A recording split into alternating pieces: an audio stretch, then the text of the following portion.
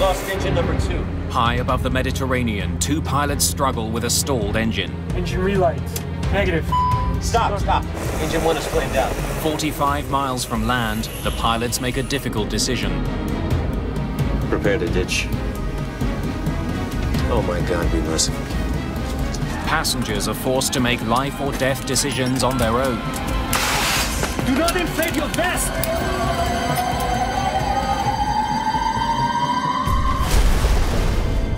The accident will tear families apart, set in motion a massive rescue effort at sea, and trigger a multinational investigation to discover why both engines on one of the world's most popular planes stopped in mid-flight.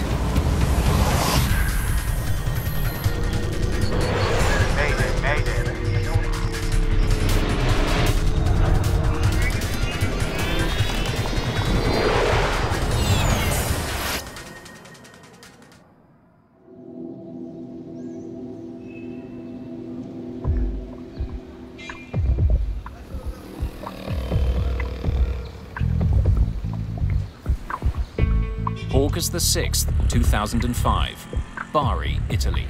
An ancient port town on the Adriatic Sea, where the past meets the present. Just north of this historic city, Bari International Airport serves 10 major airlines and more than 1.5 million passengers each year. One of those carriers is Tunisia's Tuninter Airlines. Captain Shafiq Garbi is a pilot with Tuninter. Today, he's in command of Flight 1153. The 45-year-old Tunisian is a military-trained pilot with a flawless flight record. Garbi's co-pilot is 28-year-old Ali Kabair. How much fuel are you adding? 400 kilograms. 2,700 total? Yes.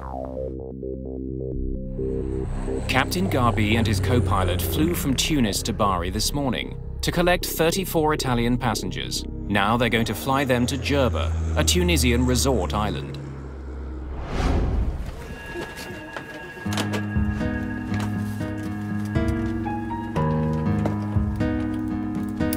Among the passengers is 31-year-old police officer Luca Squicciarini. His girlfriend Paola is traveling with him. Our first choice wasn't Jerba, it was Cape Verde.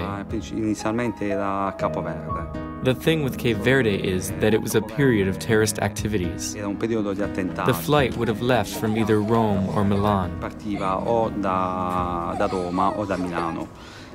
Since they are two large airports, Paola was afraid that there would be an attack, so we chose not to go to Cape Verde. It was my first trip with Paola. We met the previous winter. We had plans to marry the following year. To tighten your belt, pull on the loose end of the strap. To release your seatbelt, lift the upper portion of the buckle. Ladies and gentlemen, your life vests are located beneath your seats. To inflate the vest, pull firmly on the red cord, only when you're leaving the aircraft. If you need to refill the vest, blow into the mouthpiece.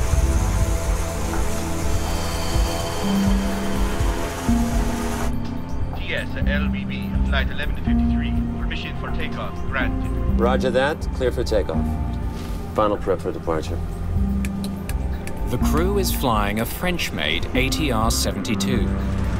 The small turboprop is perfect for short flights. It doesn't need a lot of maintenance or guzzle a lot of fuel.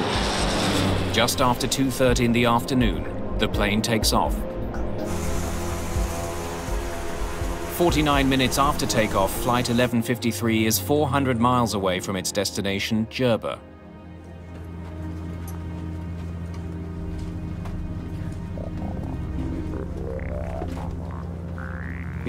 So we started chatting with other passengers. We were all excited. We talked about the vacation.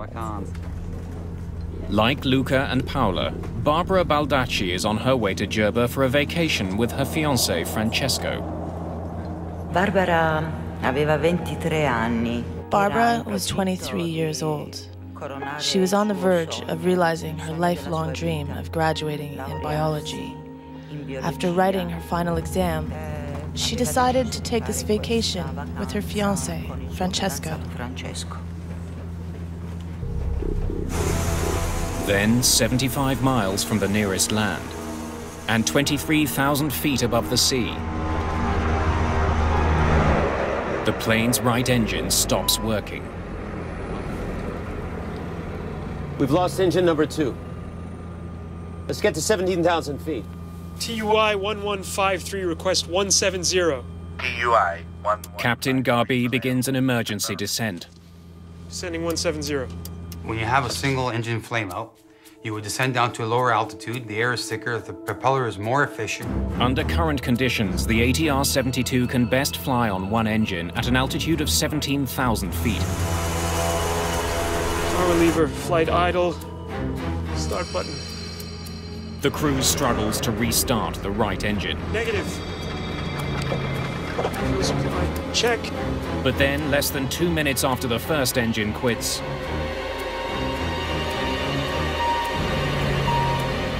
Stop!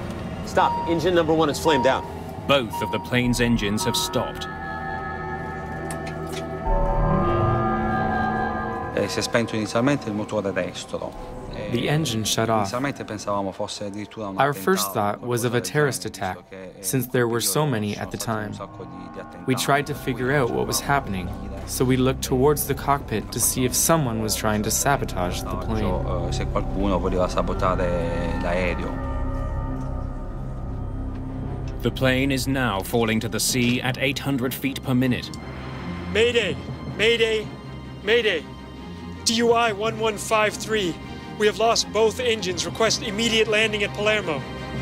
The crew still hopes to reach an airport, but they have 70 miles of ocean to cross before they're over land. Crews are trained for almost anything. There's a checklist for them to follow to solve most problems, including what to do when both engines die. Both engines flame out checklist. Fuel supply, check. The pilots don't know why their engines have stopped. The only clue they're getting is a low fuel feed warning. A low pressure warning light tells the pilot that there's low fuel pressure going to the engine. Now that could be a mechanical problem, or that could be a contamination problem. The crew follows the steps laid out by the manufacturer to relight their dead engines. Fuel supply, check. Power lever, flight idle. Start button. Engine relight. Negative. Get Shokri. The captain asks the cabin crew to bring the onboard engineer, Shokri Habui, to the cockpit. Palermo approach. This is TUI 1153. We have lost both engines. Request immediate landing. The closest airport is in Palermo, on the Italian island of Sicily. TUI 1153, Palermo. Affirmative, you are clear for landing. Palermo approach. What is our distance to the airport? Your distance to Palermo is now 48 nautical miles. An ATR-72 will fall from the sky at a predictable rate. 1 foot down for every 16 feet forward. 48 nautical miles is further than the plane can glide. I don't think we're gonna make it.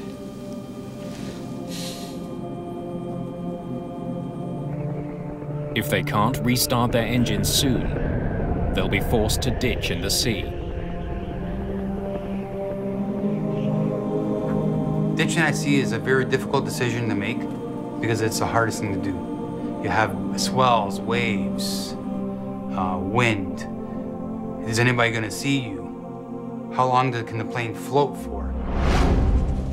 Landing a passenger plane on water is extremely dangerous. In 1996, an Ethiopian Airlines pilot was forced to bring his 767 down on the Indian Ocean. The ditching was recorded by a tourist on a nearby beach. 50 people survived, but 125 people died. The crew of this small plane doesn't usually include an engineer. When there is one on board, he usually travels in the cabin. I remembered this person looked at the stewardess and shook his head as if saying no after the second engine had shut off. Per cui è allo spegnimento di tutti e due i motori.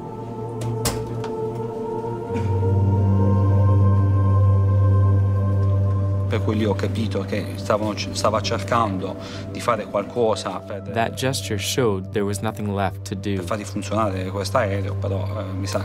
The crew of Flight 1153 has tried all it can. They're running out of time and options. Flight engineer Shokri Haboui has joined in the struggle to get Flight 1153's engines started. You've run the checklist? Yes. The captain hopes the engineer will know something that isn't covered by the checklist. Attempt to restart the engines. Right engine first. Fuel supply, check.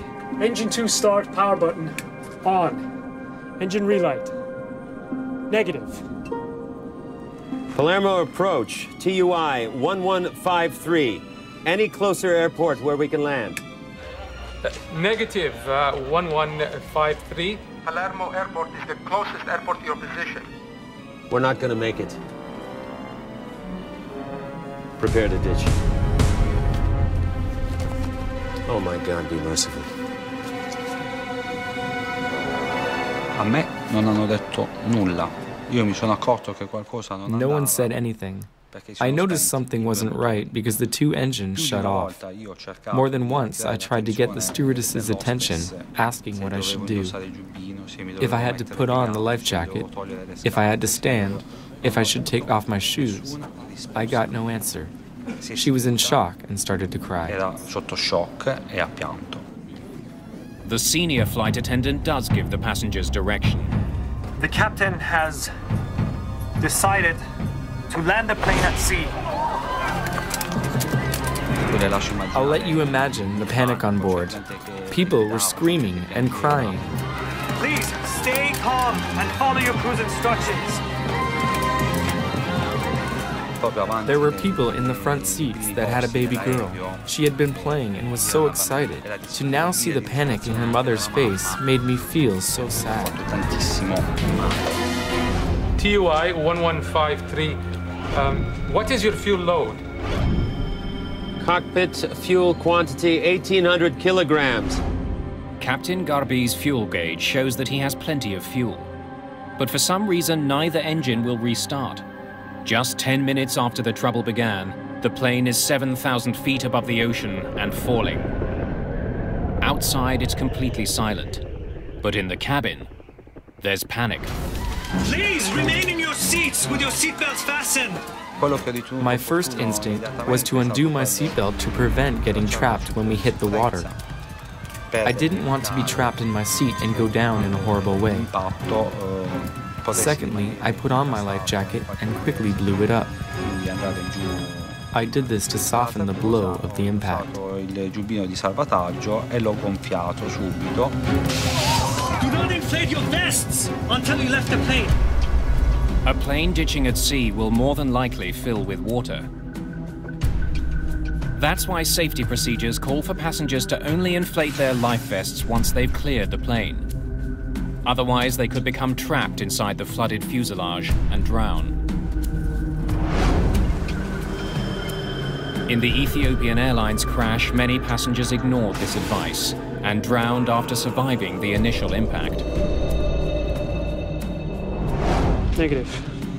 The dead engines aren't the only problem confronting the crew. Engine 2 start, power. Many of their instruments get their power from the engines.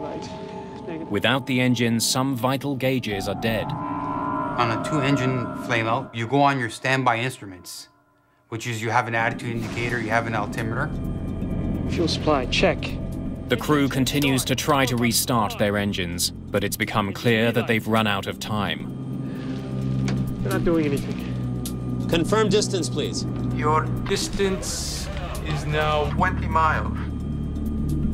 Boats. I see boats.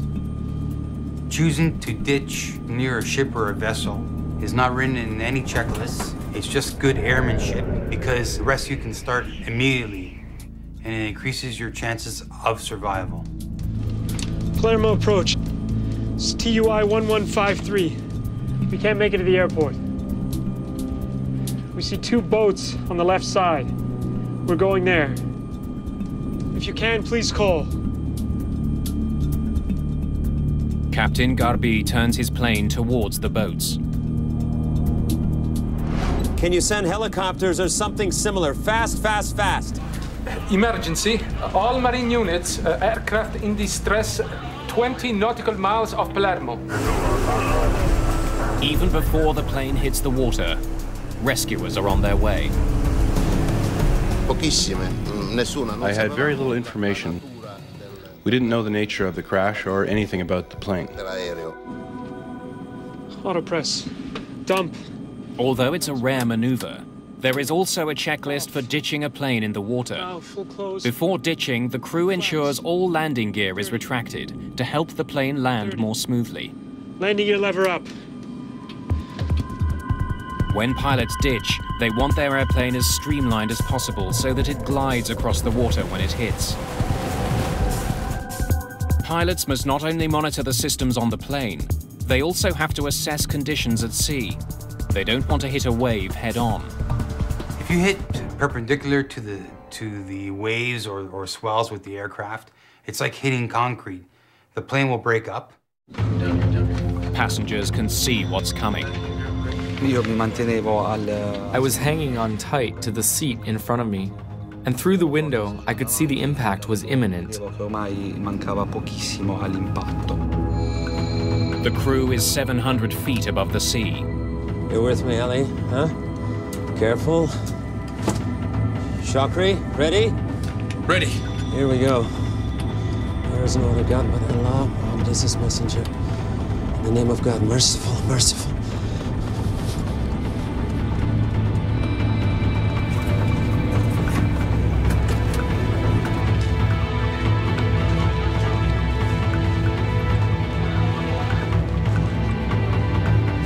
At a speed of 145 miles an hour, the plane collides with the sea.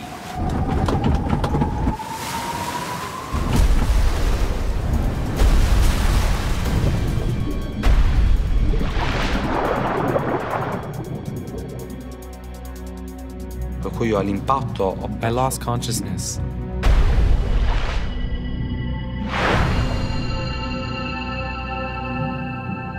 I woke up in the water. I was 2 or 3 meters underwater. I came up to the surface wearing only my pants. I had lost my life jacket and clothes on impact. I got to the surface and grabbed onto a bag. I was in shock. I was surrounded by everything. My thoughts were constantly with Paola. I thought I was going to die because I was spitting blood. I felt my lungs filling with blood.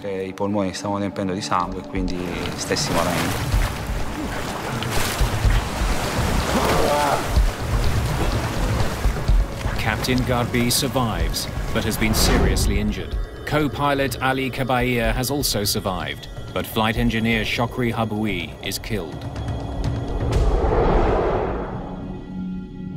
No one aboard the nearby boat saw Flight 1153 crash into the sea. The plane has broken into 3 pieces. The tail section and much of the fuselage sink to the bottom of the sea. But the largest section, containing the 2 wings, stays afloat. It becomes a makeshift life raft for survivors. But not all of the passengers have survived. Many haven't made it out of the plane and to the surface.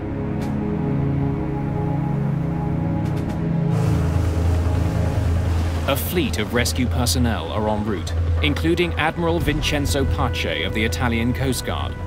Rescuers must travel 26 miles through heavy seas to get to the crash site.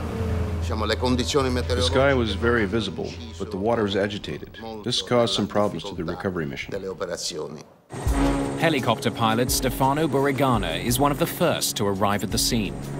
The approach control asked us if we were aware of ditched aircraft out of the coast of Palermo, and if we were able to help them to locate the airplane. When we approached the airplane, we could see the wings floating.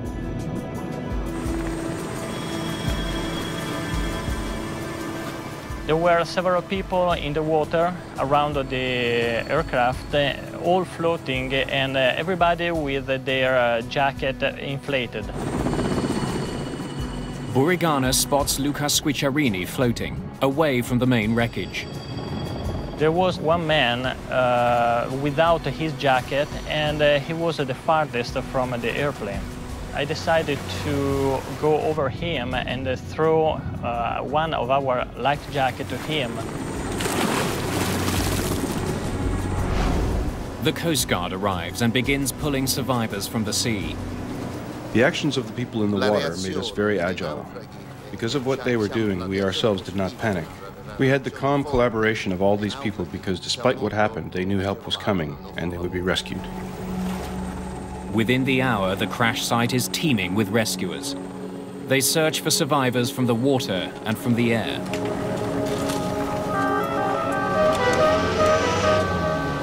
"23 people are pulled from the Mediterranean Sea. But 16 have died in the crash, including Paola Di Ciaula. My relatives told me a couple days later, while I was still at the hospital. I had no reaction. Paola was gone. I reacted when I got home. When I got home and went to the cemetery, I realized what was happening. That's where I got really down. Barbara Baldacci and her fiancé Francesco are also killed.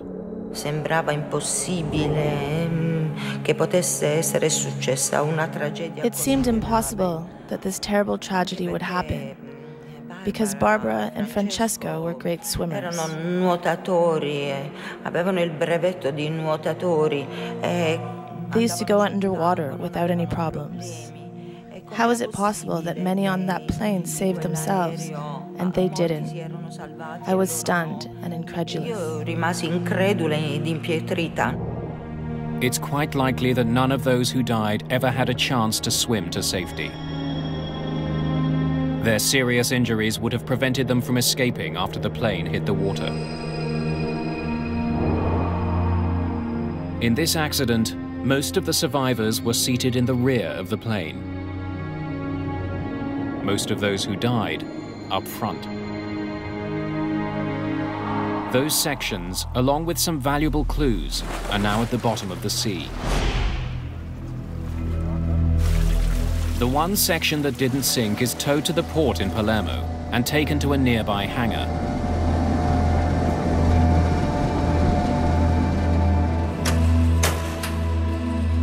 A team of agents from Italy's National Flight Safety Agency, the ANSV, begin looking for leads. Their job, find out why Flight 1153's engines stopped in mid-flight.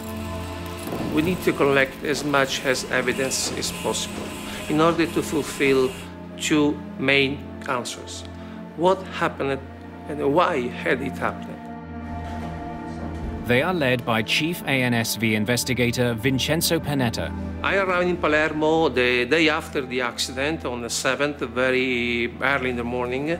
Per piacere, permesso. A flight test engineer by training, Panetta has led several air crash investigations. The engines and central fuselage of Tuninter Flight 1153 have been recovered. The rest of the plane lies somewhere off the Sicilian coast. The main challenge of the investigation was the fact that the flight data recorder and the cockpit voice recorder and also the front fuselage were 1,500 meters under the sea. While the Italian Navy conducts a deep-water search for the rest of the wreck and the crucial black boxes, Italian investigators are given some assistance by the plane's European manufacturer. ATR's Giuseppe Caldarelli is here to find out if there's a flaw with the company's plane.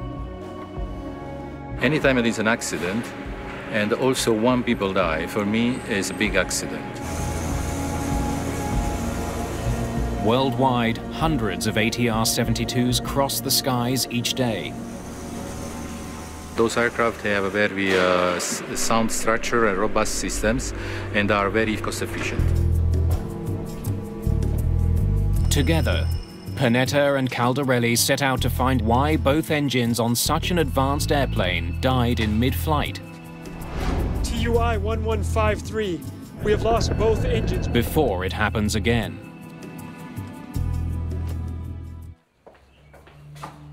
Captain Garvey, how are you? I'm getting better, thank you. Investigators want to know what happened in the cockpit of Tuninter Flight 1153 when the engines died. Without the cockpit voice recorder, they must rely on the recollections of surviving passengers and crew members. The main cause of double engine failure could be a lack of fuel. But according to Captain Shafiq Garbi, lack of fuel was not the problem. What were your fuel readings? The fuel quantity indicator said 1,800 kilograms of fuel. What is your fuel load? Cockpit fuel quantity 1,800 kilograms. Fuel supply, check. Was there any warning that you were low on fuel? There was definitely no low fuel warning. Just a low feed pressure light. The absence of a low fuel warning and the presence of a low feed pressure warning is a major clue. This set of alarms usually indicates that there is a problem in feeding the engine with fuel. Since the plane's gauges indicated that there was fuel on board that did not get to the engines, ATR's Giuseppe Caldarelli looks for flaws in the fallen plane's fuel delivery system.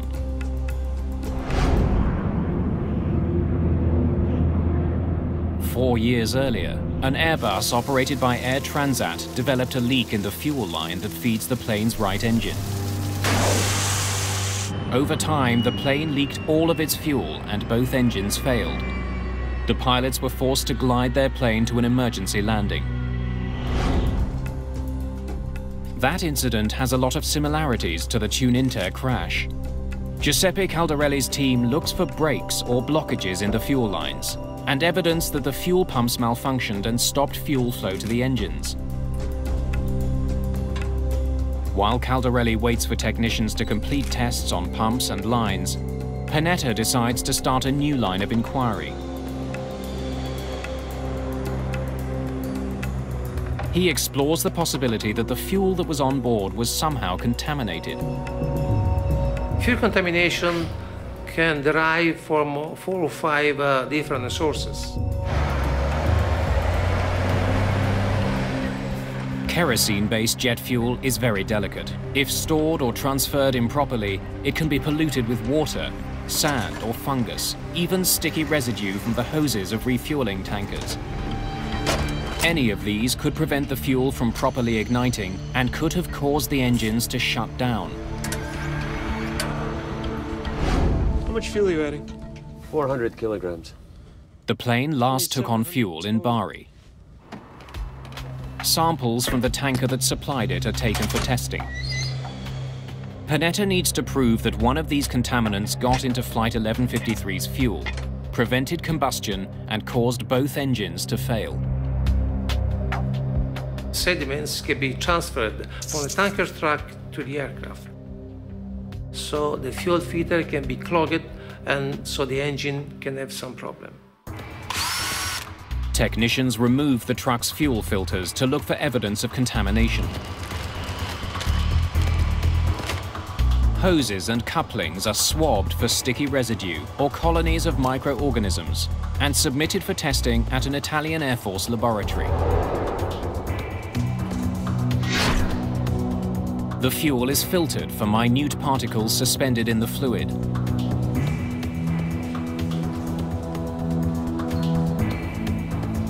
And carefully examined for impurities.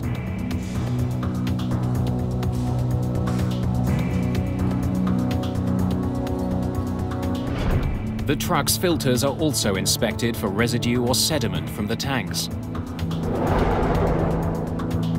Meanwhile, in Palermo, Caldarelli and his technicians have completed tests on Flight 1153's fuel lines and pumps.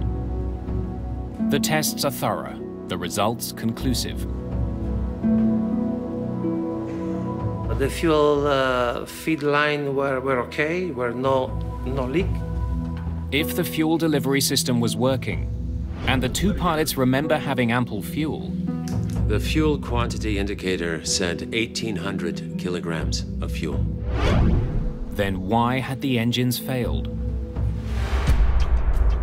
When test results from the Bari fuel tanker come in, they too are conclusive. The fuel filters, hose couplings, and tanker fuel at Bari Airport are clean.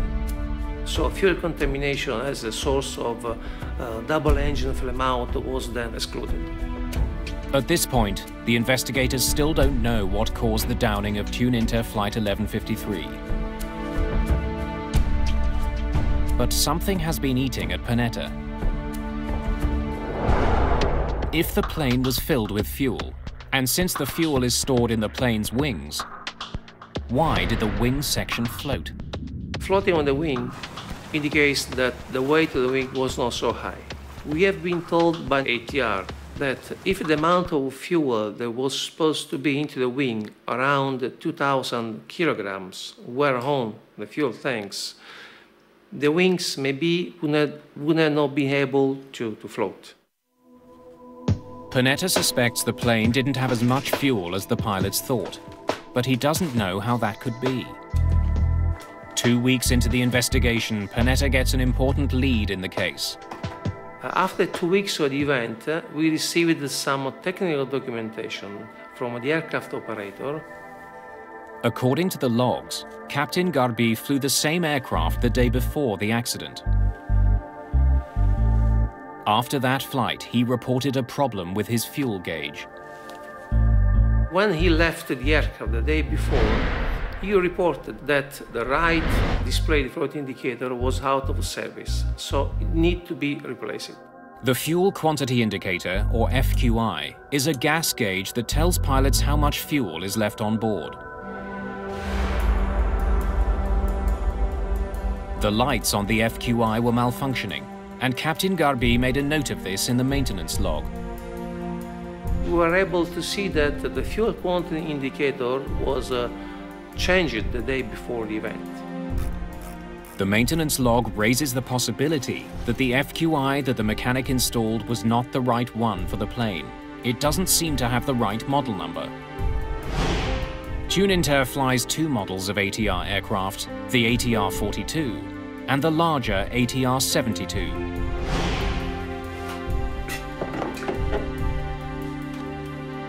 The fuel quantity indicators for each plane look identical, except for a different model number at the top of each unit. The ATR-72 should have a model number 2500. But according to the logs, mechanics installed a unit with the model number 2250 instead. Tuninter's maintenance logs offer a valuable clue. But for Panetta, there's no definitive proof that the wrong fuel quantity indicator was installed on the plane. It could have been a mismatch in that aircraft documentation, so we need to prove that. There is only one way to know for certain whether Flight 1153 had the right fuel quantity indicator. Go find it at the bottom of the sea. We need, of course, to recover the wreckage from bottom of the aircraft to physically see what was the fuel quantity indicator installed on the aircraft. Not until 3 weeks after the crash do investigators recover wreckage from the sea. The data from the plane's black boxes confirms what the pilots have been saying. There was no warning of low fuel, so there appeared to be enough fuel to make the flight. The black boxes can't solve this mystery. Investigators hope that the tail and front section can. They are hauled aboard a naval vessel from the sea.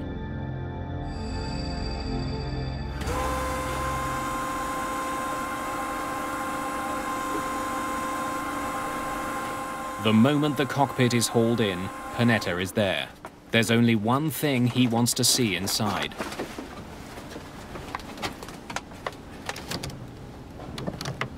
So when the wreckage was recovered from under the sea and put on the ship deck, I realized that, as a matter of fact, the fuel quantity indicator for an ATR-42 was installed. It was like we found the smoking gun. The wrong FQI was installed on Flight 1153. Panetta finally has the break he's been looking for.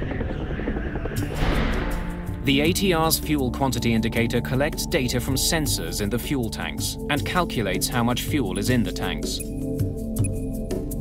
But since the fuel tanks on the 42 and the 72 are a different size, fuel quantity indicators can't be swapped between them. Technicians conduct refueling tests with the wrong FQI installed on an ATR 72. And the results are chilling.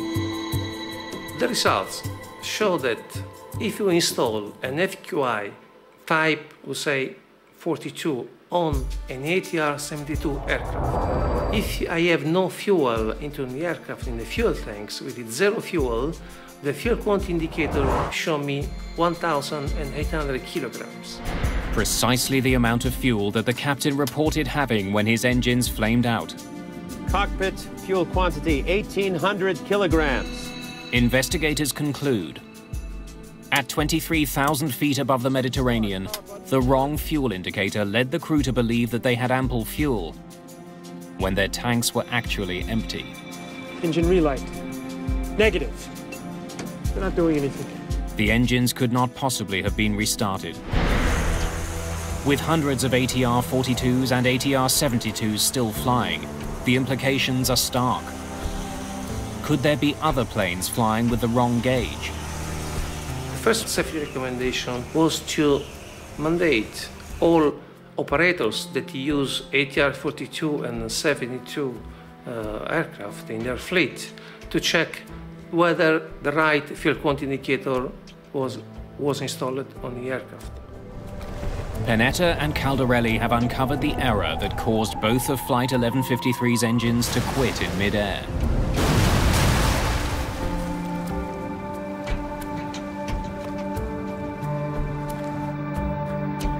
But the case isn't closed. Standard flight procedures should have uncovered the error before takeoff and prevented the disaster.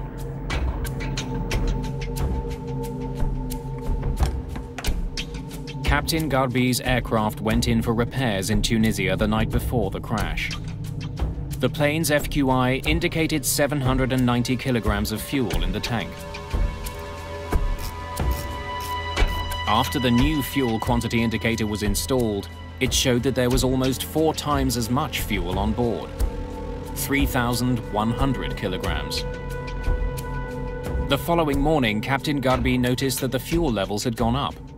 He assumed the fuel had been added. But when fuel is added to an aircraft, a refueling slip must be left in the cockpit. Where is the refueling slip? The pilot asked to the flight dispatcher where was this refueling slip, but the flight dispatcher was not able to find this refueling slip. I'll get it to you when you get back from Jerba. Roger that. There was no refueling slip because the plane hadn't been refueled.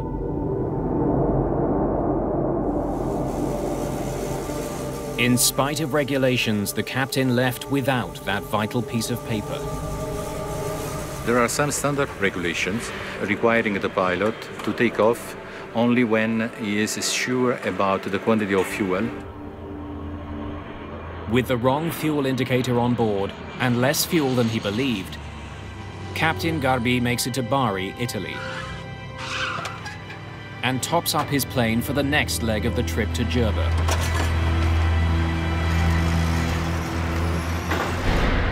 How much fuel are you adding? 400 kilograms. 2,700 total? Yes. Believing he has 2,700 kilograms of fuel on board, Captain Garbi begins his flight to Jerba. If the correct fuel quantity indicator had been installed, the captain would have known that he had only 540 kilograms. Not nearly enough to make the crossing. Mayday! Mayday! Mayday! TUI 1153 request immediate landing at Palermo. We've lost both engines.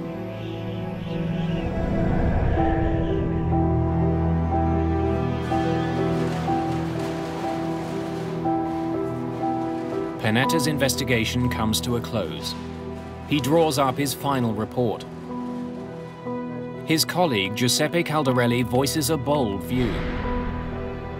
Even with no fuel and dead engines, Flight 1153 could have made it to land. The aircraft was in a position that allowed to reach Palermo. TUI 1153. Caldarelli wonders if the pilots did everything they could have to get the plane safely to Palermo. TUI 1153. Investigators get some unexpected answers by having seasoned pilots fly the exact same flight with the exact same problems. Okay, we are now in big trouble because the second engine has gone off, Vincenzo Panetta's investigation into the crash of Tuninter Flight 1153 has uncovered the events that led up to the accident. Now he and Giuseppe Caldarelli need to resolve one question. Did mistakes made by the pilots cost people their lives? We're not going to make it. Prepare to ditch. Caldarelli and his team study the plane's specifications and draw a surprising conclusion. Flight 1153 could have been able to glide to Palermo. According to manufacturer data, an ATR is able to glide 3 miles for every 1,000 feet of descent. With the help of the tailwind that day, Flight 1153 could have been able to glide 70 miles to Palermo. The crew might have been able to make it. Landing your lever up. So what had the pilots done wrong?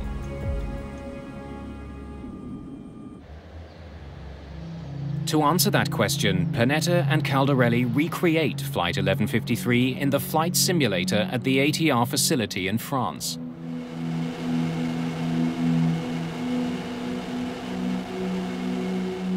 Test pilots try to glide an ATR-72 for 70 miles from the altitude at which Flight 1153 lost its second engine.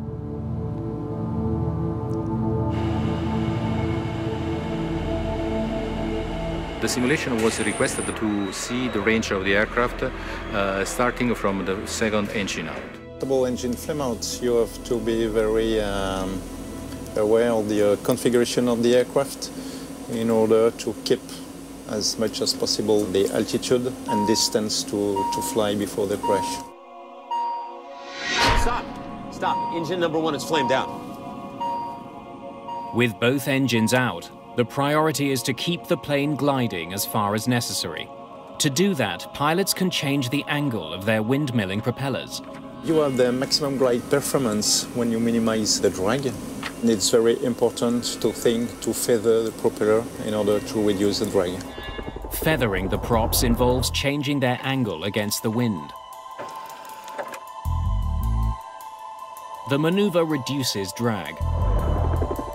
When you want to feather the propeller in flight, you first have to reduce the power lever to idle and put the condition lever back to feather position. The crew did not feather their props when their engines quit.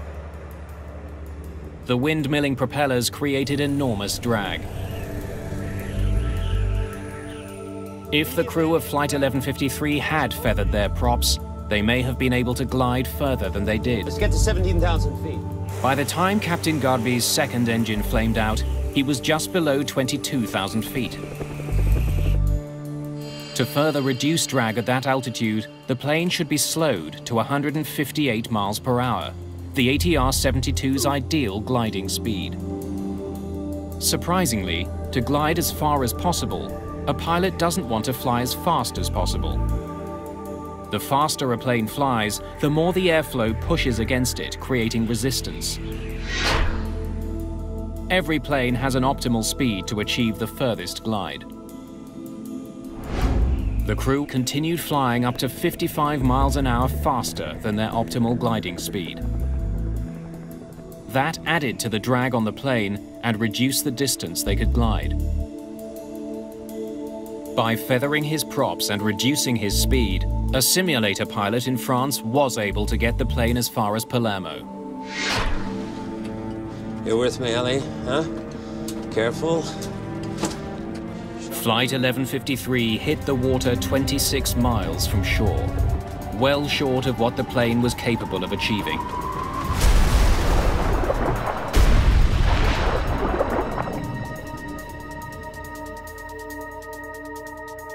The simulation confirmed that the crew might have been able to make it to land.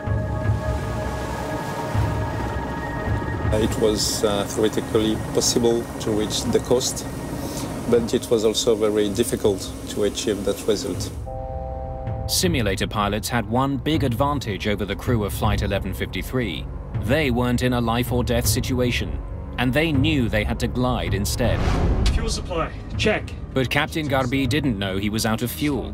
He didn't think he'd need to glide to Palermo. Garbi focused on restarting the engines instead.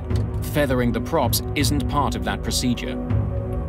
If the captain had known he was out of fuel, he might have acted to maximize glide instead. Once he realized that his engines wouldn't start, his focus was on trying to find a place to ditch the plane. Captain Garbi also had to contend with a lack of instruments, as well as radio interruptions. TUI 1153. What is your fuel load? Cockpit fuel quantity 1,800 kilograms. Most importantly, Captain Garbi had the lives of his 34 passengers to consider. Of course, it's much easier to cope with that kind of situation on the simulator, because if you do wrong, if you crash the aircraft, you have the magic button, right, reset, everything is okay again.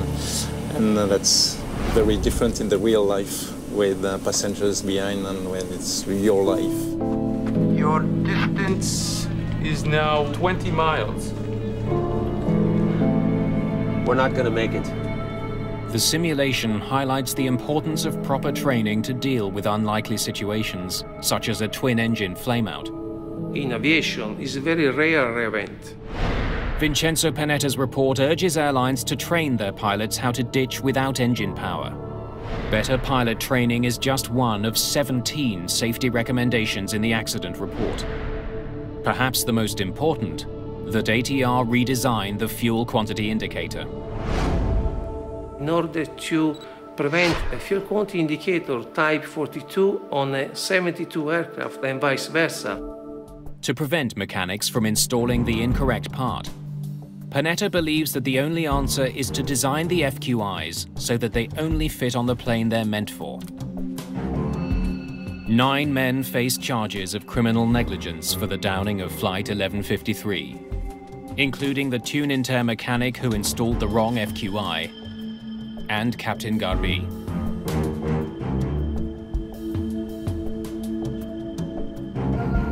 I'll get it to you when you get back from Jerba.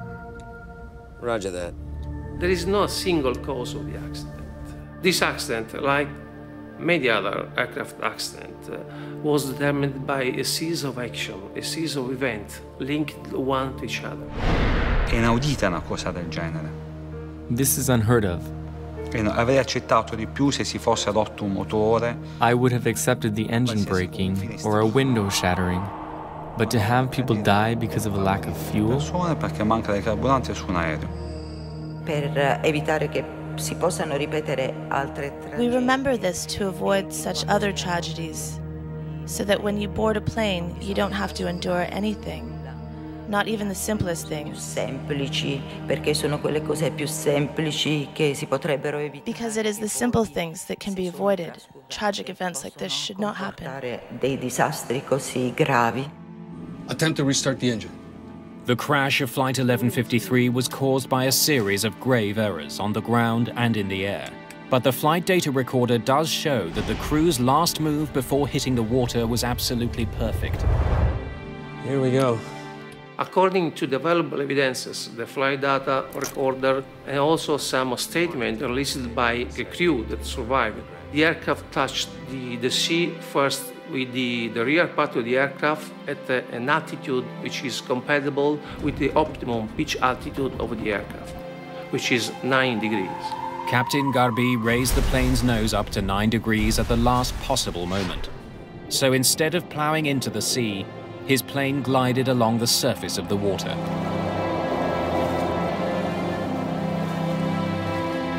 The maneuver likely saved lives by allowing more passengers to escape the ruined aircraft. His flying may have prevented this accident from becoming an even greater tragedy.